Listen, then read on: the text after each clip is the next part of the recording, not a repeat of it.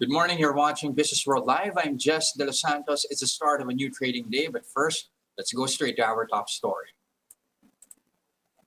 Moody's Investors Service has again slashed its growth projection for the Philippines this year, citing the reimposition of stricter mobility curbs as well as the slow vaccine rollout. The credit rater expects the economy to grow by 4.8%, lower than the revised forecast of 5.8% it penciled in July. Moody's had originally projected a 6.3% growth for the country. Moody's said the re-implementation of ECQ in August weighs on the outlook in the third quarter and delays the normalization of further economic activity.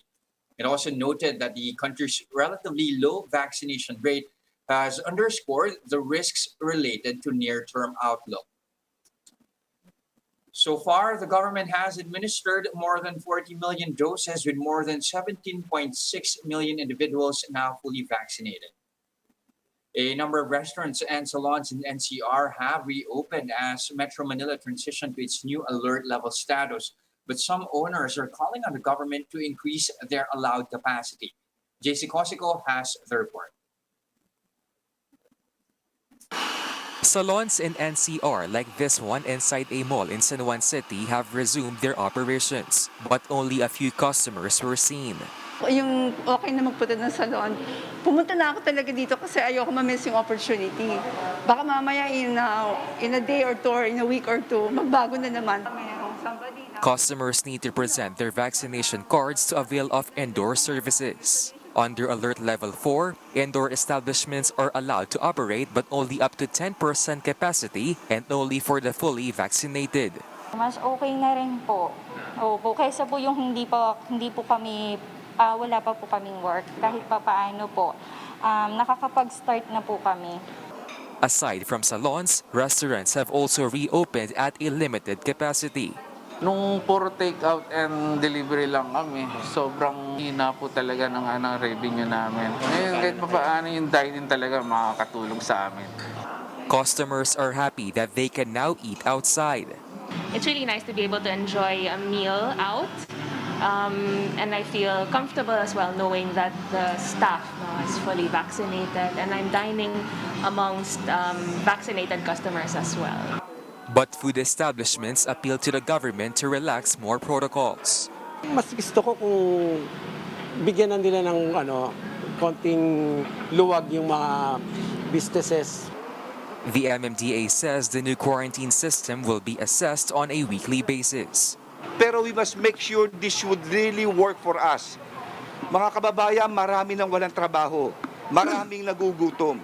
The Alert Level 4 in NCR will last until the end of the month. A successful pilot run could lead to the new system being implemented nationwide. For News 5, JC Cosico, we are One News. Meanwhile, PNP Chief Guillermo Eleazar said the pilot implementation of the new alert level system is generally peaceful, though more and more people are already out and about. Eleazar said police officers are in place to ensure the observance of health protocols in public places.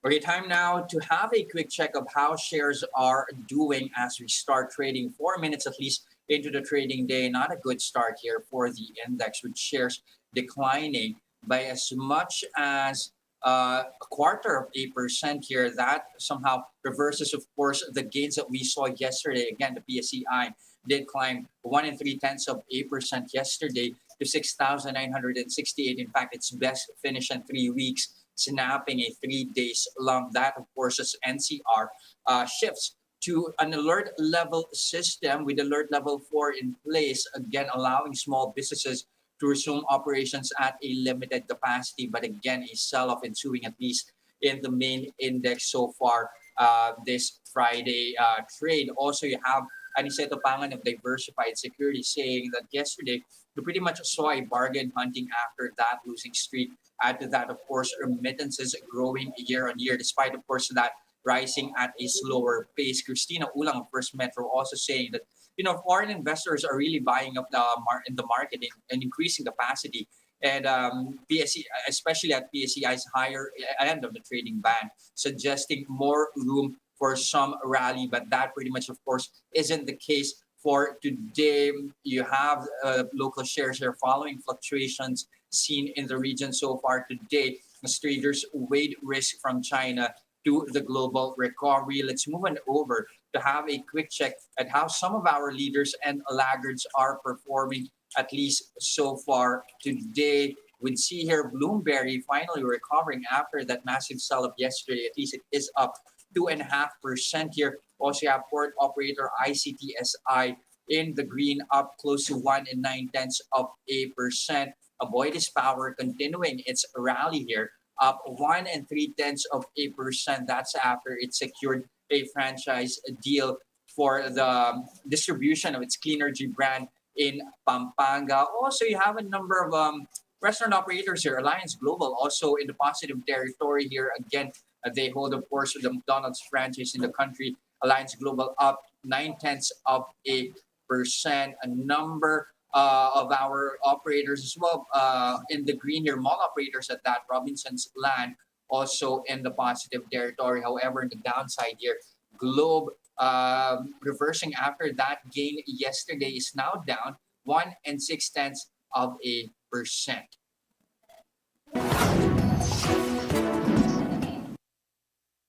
Here are other headlines we're keeping our eyes on. The government has unveiled a master plan to improve the country's water supply and sanitation. That would require up to 8 trillion pesos in new investments until 2030.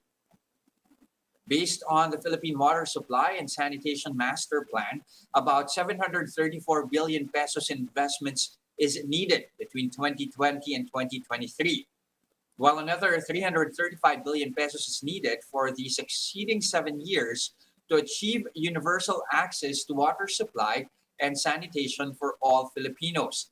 NEDA said the master plan would be funded mainly by the national budget, and unrealized spending targets should be carried over to meet water-related development goals.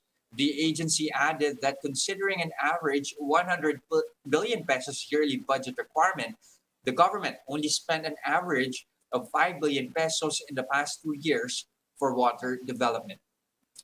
The NEDA Board Committee on Infrastructure approved the master plan last April 6 and is also backing the creation of a Department of Water Resources as the apex body to implement the master plan.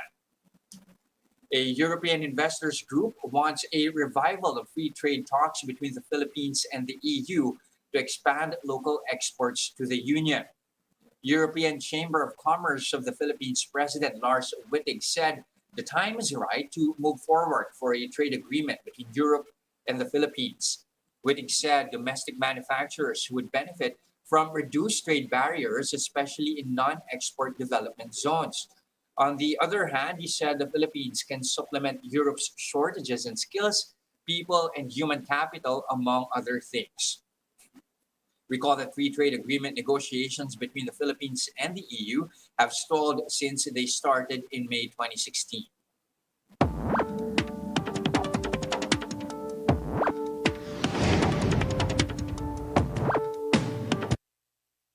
We circle back to our top story as Metro Manila shifts to the alert level system, paving the way for small businesses like restaurants to resume operations. To find out how day one went and if they see better months ahead, we have on the show Resto PH President Eric Teng. Good afternoon, Sir Eric. Good morning, Sir Eric. Good morning. Good morning, Jess. Okay, so how was day one like? Walk us through how yesterday went, and how many of their restaurant members at least resumed operations. Generally, it went smoothly, and the customers were going to restaurants as early as 10 a.m. They apparently it's been a while, and the customers really look forward to dining out again. Generally, the members did well, and we had a lot of customers, visiting throughout the day. Unfortunately, we have some customers who forgot to bring their vaccination card, and they wanted to be seated indoors, so they had to be assisted to sit outdoors instead. Now, give us an idea as well. I mean, were there members who opted at least not to open yesterday? Yes, there were.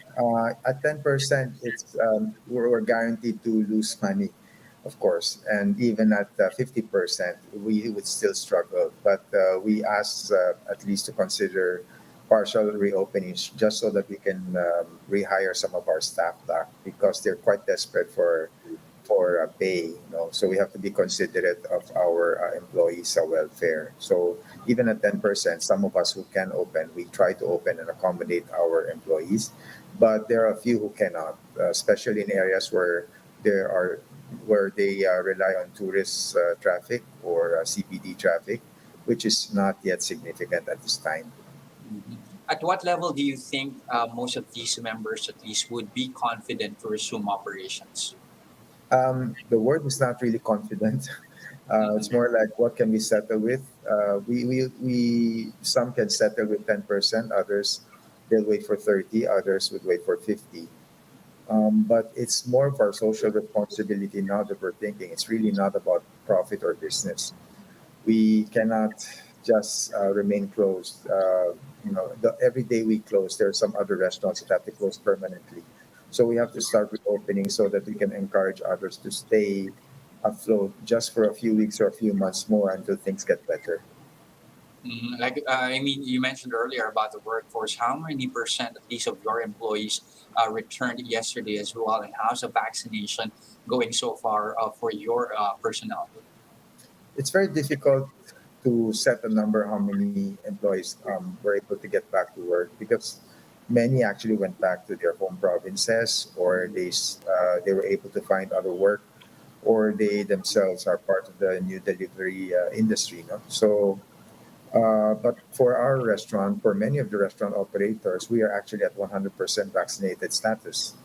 And in many cases, restaurant owners have 90% above.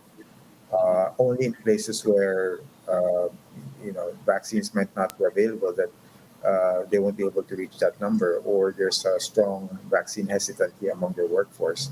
But in general, we recognize the need to be vaccinated to protect our employees once customers are allowed to come in again.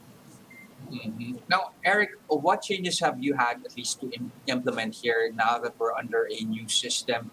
I mean, there's an additional consideration here for, especially for indoor dining, customers have to be fully vaccinated. What mechanisms are you putting in place to keep that in check? Well, there is now a screening method for verifying the vaccine card. Right now, we're using the LGU's Mhm. card as a basis. Eventually, the government will be issuing vac certs. So we're trying to understand, how we can verify the authenticity of these vac certs. But in general, we like to think that our public is responsible and they will not be coming to restaurants claiming they're vaccinated and using fake vaccinated cards because in the end they're only hurting themselves. So we are trying to convey that to the public. Being vaccinated is really to protect yourselves. Now, for the restaurants, we are adjusting our table spacing. We're doubling down and being more vigilant with our protocols. And we treat ourselves and everybody else as if the virus is very present, and therefore we act accordingly. Mhm. Now, also, of course, under the new system, there would at least be add-ons, if I may say, if I may call it that. If restaurants at least have a safety seal certification, is this something that members are grabbing now more than ever? And are most of your members at least already certified? For the mall restaurants, it's very common to see restaurants with safety seals. Mhm. And I like to think that a vast majority of us have safety seals. It would be very unusual why they won't have the safety seals because all of us would have been complying with our guidelines if we're to stay operational. And if we weren't in compliance, we would have been closed down by the city already. So any operating restaurant would be assumed to have a safety seal. We welcome that for extra capacity later on in level three. That adds another layer of safety, not just for the customers, but also for our employees. And the new system that we have now, the alert levels 1 to 5, allows us to be. It allows the system to be more predictable. It allows the situation to be more predictable in a sense. because we now know what to expect when they declare level 4 or level 3, and we can prepare accordingly, have ourselves a runway, hire how many people we can afford to, or prepare our menus and our inventories, because it adds a little bit of stability to our situation. Now, Eric, of course, we're entering a very crucial season for the restaurant sector. I mean, holiday season is approaching. Oh, what would you say would be the ideal setup here for the sector? At what level of capacity, at least, would be ideal for restaurants? um, we have to take a step back and look at the COVID situation, our hospital situation. We don't want to be part of the problem and pushing, a lot more customer or sorry patients into hospitals. We want to be a responsible part of society. We're not looking for high capacity at this time when the emergency is there. But by December, let's just say by October, I think our Metro Manila population would have been 70% fully vaccinated at least, 70% of the eligible population, and it will be higher going to November and December. So by that situation, we are hoping that the ICU utilization in hospitals would also decrease, and therefore we will have a safer situation all around coming from November to December. So Christmas should be okay. And by that time, if they can ease the alert levels to, let's say, 3 or 2, that would be even better for businesses. No? Okay, lastly, before we let you go, even of course as mobility curves have eased, you still have a lot of losses to recoup. What are the additional perks or privileges here that the sector is looking for? Are you looking at social amelioration packages or even tax breaks?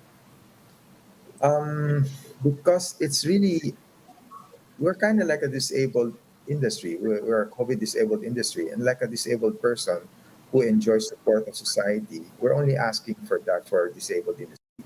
We're not closed because we want to or because we're sick. We're closed because the IATF says we cannot open. But we're paying full taxes. We're paying all our business licenses. Our fees are fully paid up, but we're only able to utilize it part of the time. So if we can ask government to offer us some business relief packages or some tax relief packages, that would be most welcome. On the other hand, uh, the restaurant themselves are offering support for other sectors. No? So, for example, yesterday we made a call for restaurants to offer promos and perks for our health workers, for our frontliners, as a gesture of gratitude, and many responded. Anywhere from a free dessert to a free drink. Just for health workers to go to restaurants, show your ID, and there are many restaurants would be very happy to share their gratitude with you. Okay, again, thank you for your time this morning. We are, of course, one with the sector and hoping that at least recovery is already on the way. Thank you very much for your time this morning. Presto PH President Eric Tang. Thank you very much. And that's a first look into the business day this Friday, September 17, 2021. Catch Business World Live for the market close at 3:15 p.m. today. I'm Jess De Los Santos and VR1 News. Mask on, wash hands, and stay safe, Philippines.